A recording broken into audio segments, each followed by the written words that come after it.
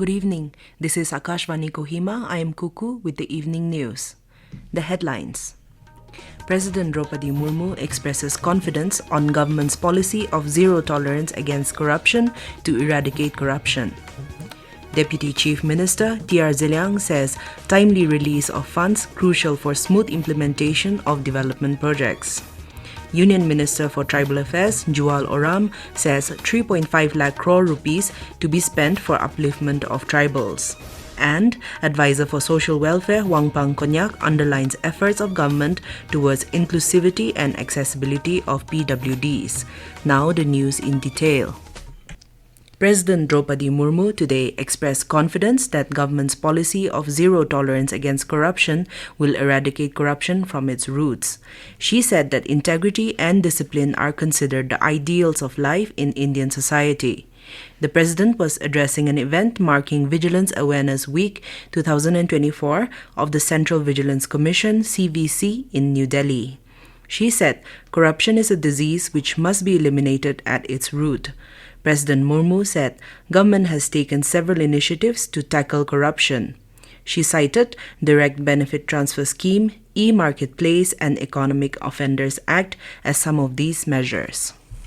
आर्थिक विश्वास को भी कम करता है। इससे लोगों के बीच में बंधुता कम होती है।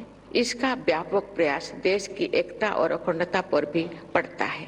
प्रतिवर्ष 31 अक्टूबर को सरदार पटेल के जन्मदिन पर हम देश की एकता और अखंडता अक्षुण्ण रखने का संकल्प लेते हैं। Speaking on the occasion, Central Vigilance Commissioner P.K. Srivastava says government has a policy of zero tolerance towards corruption. Deputy Chief Minister TR Zeliang has expressed the crucial importance of sanctioning and releasing funds in a timely manner to ensure smooth implementation of developmental projects for the state. He was addressing the state-level consultative meeting on NEC Vision Plan 2047 organized by Northeastern Development Finance Corporation Limited in collaboration with NEC today. Mr. Zeliang cited that the core objective of Vision 2047 for Nagaland is to achieve socio-economic growth, better infrastructure and connectivity, cultural preservation, sustainable development, and empowerment. On agriculture sector, the Deputy CM called for strategic actions by integrating advanced technology and best practices to enhance food security and unlock new opportunities for export. He also mentioned that investments into road infrastructure, coupled with improved and better air, rail, and waterways in the state, is essential for all-round economic growth. Mr. Zeliang also called the intervention of NEC in development of warehouse and cold storage in bus depots and terminals. On healthcare, Mr. Zeliang mentioned that state requires multi-specialty hospitals, PSA oxygen plants with booster or compressor units, strengthening of blood banks and blood component separation services, and establishment of green climate resilient healthcare facilities. Mr. Zeliang also urged revamp of academic buildings, hostels, laboratories, and libraries which are critical for effective functioning of higher educational institutions. Union Minister for Tribal Affairs Jual Oram said that this year 3.5 lakh crore rupees will be spent for the upliftment of the tribals and 25,000 kilometers of roads will be developed in tribal-dominated areas. He was speaking at the inauguration of 8-day-long Purvotar Adi Mahotsav in Guwahati today. He said that the ministry has been revamped and budgetary allocations increased for welfare of the tribals.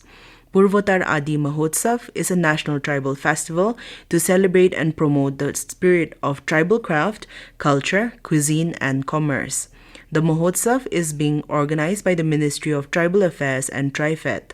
The Mahotsav will feature display and sale of tribal art, craft, medicine, cuisine, and folk performances with artisans, chefs, and performers from 13 states. Advisor for Social Welfare Wangpang Konyak today underlined the efforts of the state government towards inclusivity and accessibility of persons with disabilities. Speaking during the distribution of aids and appliances for PwDs in Mon district, Mr. Konyak said such aids and appliances will improve quality of life of the beneficiaries. He said that lift and ramp are coming up in every office building and added that there is 4% job reservation for the PwDs. The advisor also thanked Deputy Commissioner and his team for the initiative in organizing the program in collaboration with ALIM-CO India. Mon DC Ajit Kumar Verma said that the district administration is committed to identifying beneficiaries in the initiative. Mr. Verma urged the public to cooperate and support one another to provide a better lifestyle to PwDs. This is Akashvani Kohima giving you the news. For quick news update, follow us on our X handles AIR News Alerts and AIR_Kohima. You can also listen to this news bulletin on News on Air app and YouTube channel AIR News Kohima.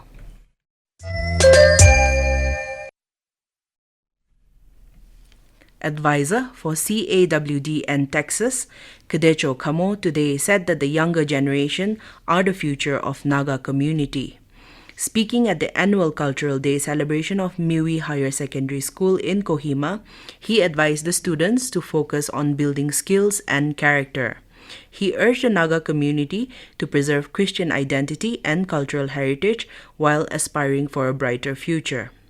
The advisor told them to prioritize their identity in Christ, which he highlighted as essential for unity beyond tribal distinctions. Mr. Kamo praised the rich cultural heritage of the Naga people, particularly the traditions of mutual respect, honesty, hard work, and integrity. The advisor noted the harmony within Naga society, where values of respect between men and women are central. Indian Railways has arranged for more than 500 special trains to handle the return rush of travelers after the end of Chhath Puja celebrations. In a statement, Railway Board said special trains have been announced to accommodate returning passengers beginning today. It said additional trains have been planned from the Samastipur, Danapur, and other divisions as needed to meet local demand. Railways will run 164 special trains to accommodate the high passenger flow today. It has planned 160 special trains for tomorrow, 161 for November 10th, and 155 for November 11th. To meet the increased travel demand during the festival period from October 1 to November 30, Indian Railways announced a total of 7,724 special trains, marking a 73% increase compared to the last year's of 4,429. This substantial expansion aims to ensure seamless travel during the peak festival season. Deputy Commissioner Kohima, Kumar Ramnikant, has directed all service providers to remove, streamline, or arrange all loose hanging or randomly installed wires. In a circular, he said that mobile, telecom, internet, cable TV service providers are randomly installing connections in and around Kohima municipality, resulting in defacement of property and obstruction to public way with potential to cause danger or injury.